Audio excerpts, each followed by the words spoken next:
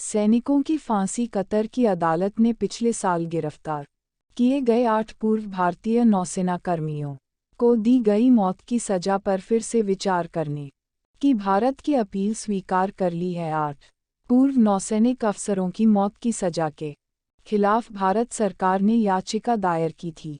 Qatar की अदालत ने 23 नवंबर 2023 को इस याचिका को विचार के लिए स्वीकार कर लिया।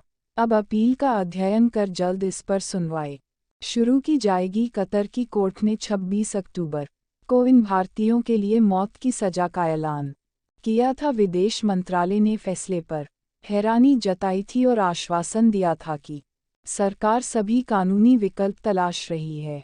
कूटनीतिक हलकों में माना जा रहा है कि कतर ने यह कदम भारत के 3 तरफा दबाव के चलते लिया है। आइए एक एक करके जानते हैं कि अपने नागरिकों को बचाने के लिए भारत ने क्या क्या 3 कदम उठाए थे। पहला कदम पीएमओ का सीधा हस्तक्षेप।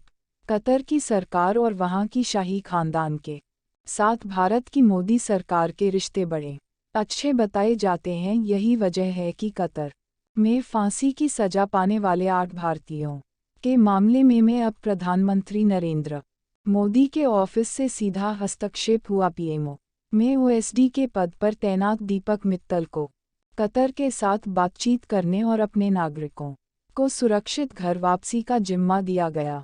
दीपक ही वह शख्स हैं जिन्होंने पाकिस्तान में फांसी की सजा पाए कुलभूषण जाधव को अंतर्राष्ट्रीय न्यायालय से राहत दिलवाने में बड़ी भूमिका निभाई थी। दीपक ने कतर में 2 साल तक भारत के राजदूत के तौर पर काम किया है। बीते साल अगस्त में जब इन 8 भारतीयों को कतर में गिरफ्तार किया गया तब वह राजधानी दोहा में ही थे। गिरफ्तारी के तुरंत बाद उन्होंने कतर छोड़ दिया था। दीपक अंतर्राष्ट्रीय स्तर पर संवेदनशील मामले निपटाने में माहिर माने जाते हैं। यह भी माना जाता रहा है कि कतर में आला अधिकारियों के साथ उनके अच्छे रिश्ते हैं, इसलिए उन्हें यह जिम्मेदारी मिली और 1 महीने के अंदर ही सजा पर पुनर्विचार की खबर सामने आ गई। दूसरा कदम 3 मुस्लिम देशों का दबाव।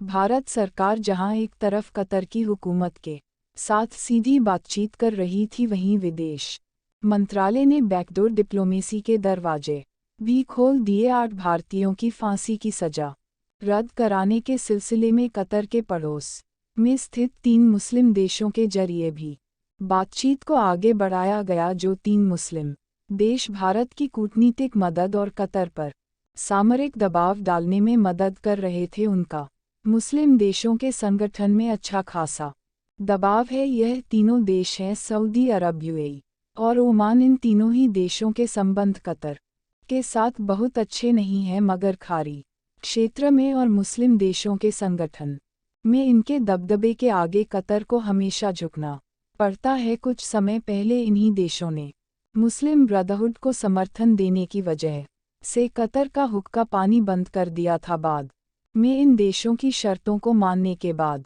ही कतर की घर वापसी हो पाई थी। अब वैसा ही दबाव यह तीनों देश 8 भारतीयों की फांसी की सजा के मामले में भी डाल रहे थे और नतीजा सबके सामने है। तीसरा कदम कतर की आर्थिक नाकेबंदी।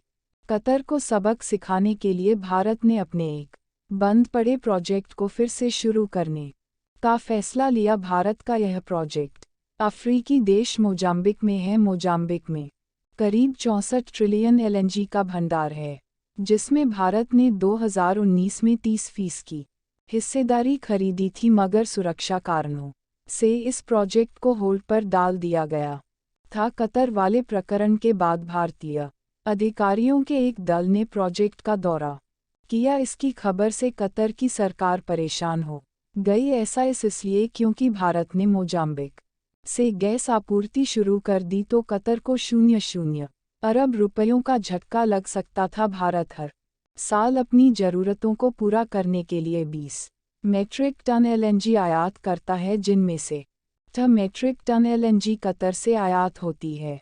और यह देखकर बौखलाए हुए कतर ने पहले तो भारतीय कंपनी एलएनटी पर 240 करोड़ का टैक्स फ्रॉड का इल्जाम लगाया और फिर भारत के दूमन चीन से हाथ मिला लिया। लेकिन कतर अपनी इस हरकत पर जश्न मना पाता उससे पहले ही भारत ने कतर की गर्दन पकड़ ली है और कतर के 500 लोगों को पकड़कर सलाखों के पीछे डाल दिया है और कतर पर अपनी नेचुरल गैस की निर्भरता को कम करने के लिए 2 बड़े कदम उठाए हैं। तो पूरी डेवलपमेंट क्या है यह समझते हैं, लेकिन उससे पहले भारत सरकार ने जिस तरह से कतर के पैर कतरने शुरू कर दिए हैं उसके लिए वीडियो को एक लाइक जरूर कीजिए दोस्तों। 27 अक्टूबर के दिन कतर की अदालत ने पिछले 14 महीनों से जेल में बंद 8 पूर्व भारतीय नौसैनिकों को डेथ पेनल्टी दे दी और अपने इस कड़े फैसले के पीछे का कारण बताते हुए कहा कि अल देहरा ग्लोबल कंपनी के यह 8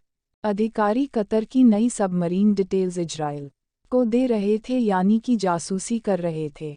लेकिन जब भारत सरकार ने इसका सबूत मांगा तो कतर चुप रहा, क्योंकि असल में कतर के पास दिखाने के लिए शायद कुछ नहीं था, क्योंकि जब भी दूसरे देशों के नागरिक पर कार्यवाही की जाती है $17 बिलियन भारत इसके लिए हर साल कतर को भुगतान करता है, जो कि कतर अब पाकिस्तान की शह पर भारत के खिलाफ इस्तेमाल करने लगा है। इसलिए विकल्प के तौर पर मोजाम्बिक का 64 trillion cubic feet gas reserve अच्छा विकल्प हो सकता है, जो अगले 30 सालों तक भारत की गैस जरूरतों को पूरा करने के लिए काफ़ी है। इस कदम ने भी कतर को अपने फैसले पर फिर से विचार करने के लिए मजबूर कर दिया। पूरे देश की नज़र भारतीय नौसेना के 8 पूर्व अधिकारियों को कतर में मौत की सज़ा सुनाई गई थी, उन पर कतर के डिफेंस प्रोजेक्ट से जुड़ी जानकारी इजराइल को देने और उनके लिए जासूसी करने के आरोप है। अब सबकी नज़र भारत के अगले कदम पर है। कतर की अदालत के फैसले के बाद अब उम्मीद जताई जाने लगी है कि 8 भारतीय नागरिक सुरक्षित घर वापस आने ही वाले हैं। तो दोस्तों, क्या शांत बैठे शेर यानी भारत को जानबूझकर उकसाना कतर के लिए सबसे बड़ी गलती साबित होगी या नहीं, और हाँ तो कैसे, इस बारे में अपनी महत्वपूर्ण राय कमेंट्स में ज़रूर बताएं। और वीडियो अच्छी लगी हो तो इसे लाइक और शेयर कीजिएगा। साथ ही इंडिया और कतर के बीच चल रही इस कोल्ड वॉर से जुड़े अपडेट्स के लिए हमारे चैनल को सब्सक्राइब करके पास वाली घंटी जरूर बजा दीजिए।